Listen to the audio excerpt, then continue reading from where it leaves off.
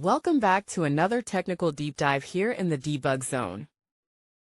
Today we're tackling a big question and breaking it down with insights from other users. Hopefully this clears up some misconceptions and helps you get the answer you need. So buckle up, stay a little curious, and let's jump right in.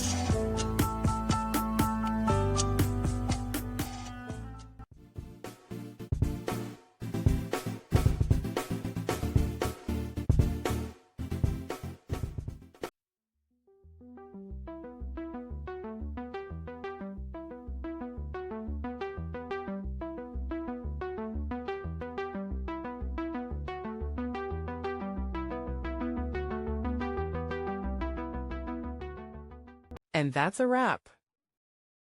I hope you found the answer you were looking for.